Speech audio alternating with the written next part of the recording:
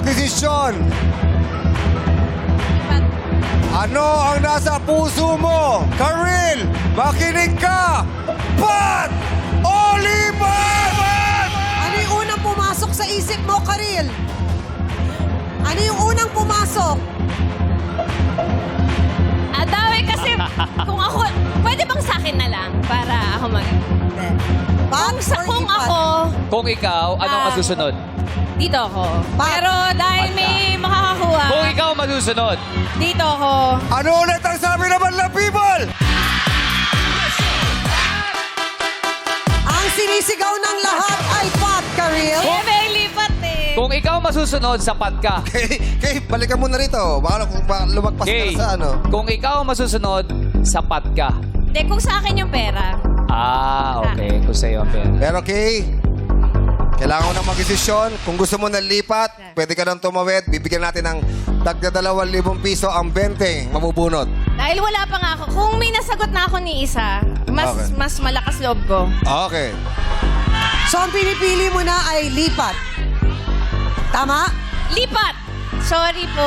At dahil humakbang ka na, bigay mo na yung pera, Quiz Bo. Ito na ang 40,000 pesos, Karil. So, Okay. merong maghahati-hati sa 40,000. Yes. Take Sigurado 2,000 nang may each. maghahati na 20 madlang people natin at magkakaroon ng 2,000 kung sino man ang mabubunot. At dahil hindi mo pinili ang Pat, susubukan natin kung masasagot mo ang 650,000 jackpot question, okay? Maaari ka muna lumipat dito sa kabila at humarap sa akin.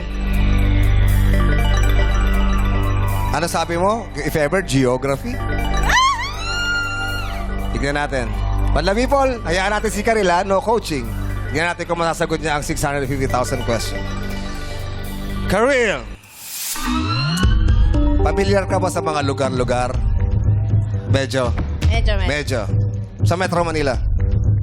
Medyo. Ito na ang 650,000 jackpot question.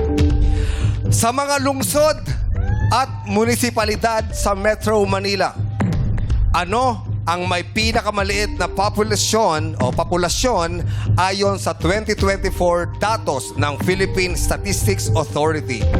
Again, sa mga lungsod at munisipalidad sa Metro Manila, ano ang may pinakamaliit na populasyon ayon sa 2024 datos ng Philippine Statistics Authority? 5 seconds lang, Kate. Go. San Juan.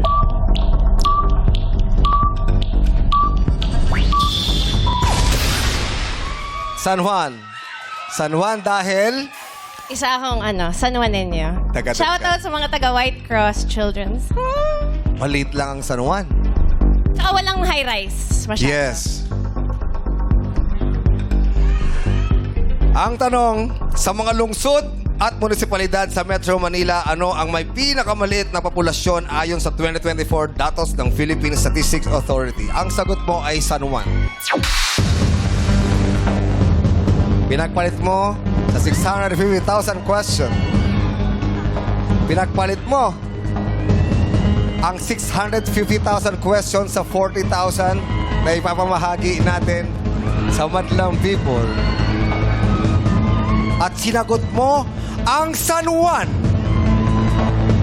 Ito nga kaya ang pinakamaliit na populasyon sa Metro Manila. Karil, San Juan is wrong.